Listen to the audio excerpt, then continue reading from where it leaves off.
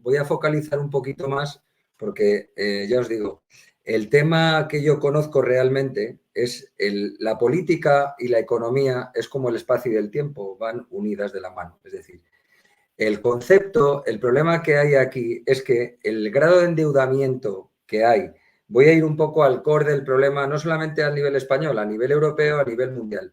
La globalización desde el año 2008, las políticas expansivas, que esto seguramente lo habréis tratado aquí alguna vez, pero que el problema que tiene el mundo ahora mismo es que tiene unos niveles de apalancamiento en deuda que no los ha conocido nunca.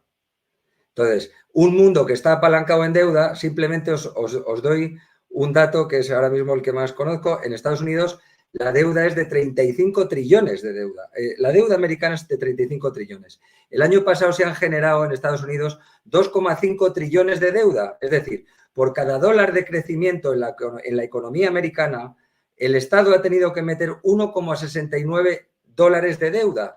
El generar un puesto de trabajo en Estados Unidos cuesta la friolera de 90.000 dólares. Es decir, este modelo globalizado es el que tenemos también en Europa. Es decir, cuando estamos hablando de que los estados están apalancados en deuda hasta las trancas, no solamente en Estados Unidos, en Europa pasa lo mismo. El bono italiano no se puede ir al 4% porque Italia quiebra, y esto no te lo cuentan en ningún sitio. Es decir, ayer tuvimos el dato de IPC en Estados Unidos y lo que estás viendo en Estados Unidos es que al inyectar 2,5 trillones, la economía de nuevo se vuelve a recalentar. ¿Qué sucede? Pues que en un mundo de globalización donde las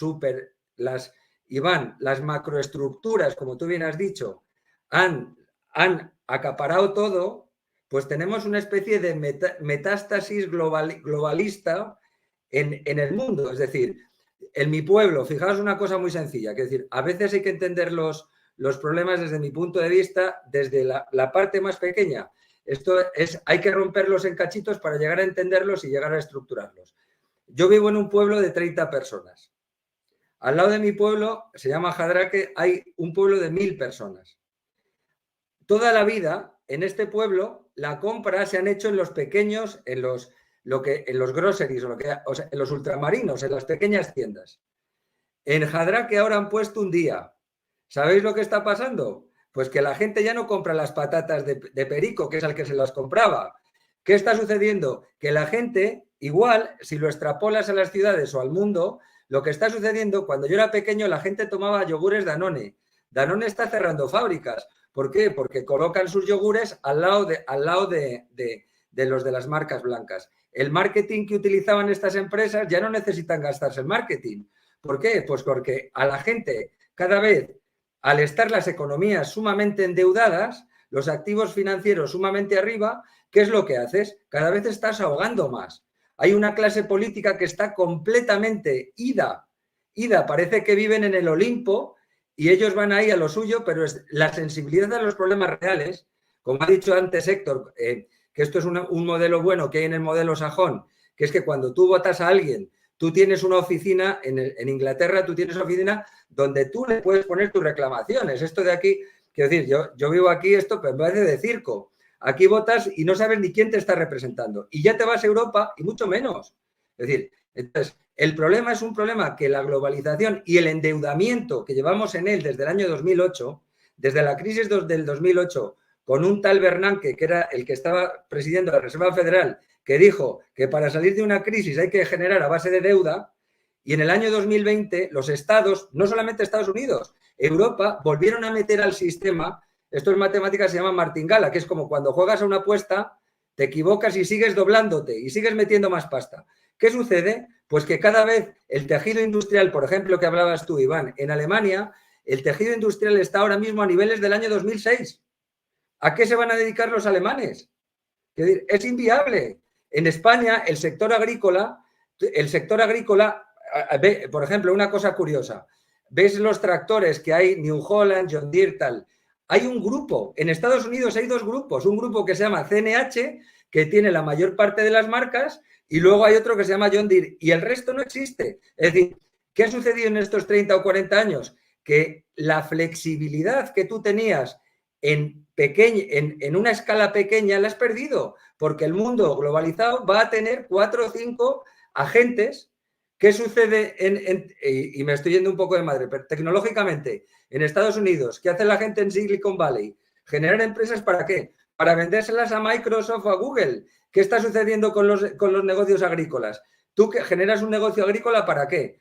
Pues para vendérselo, te va a venir un mayorista y te lo vende. Entonces, el pequeño, todo lo que era la forma orgánica de crecimiento y de generación, una estructuración del precio de la oferta y la demanda, está perdida, porque los políticos viven totalmente desconectados, porque los políticos lo único que saben hacerle es darle a la máquina de generar dinero.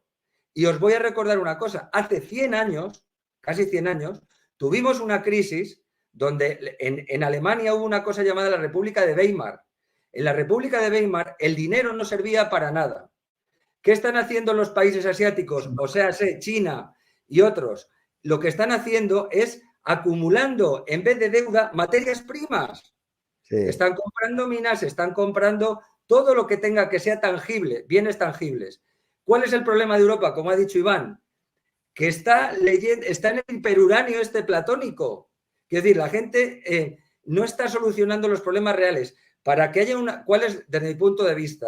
Es muy duro y es muy radical. Pero la única forma real es que haya un reseteo, que haya un colapso a nivel económico, una asíntota que nos permita volver a lo que ha dicho Iván, que Trump, yo estoy de acuerdo con ese modelo de Trump.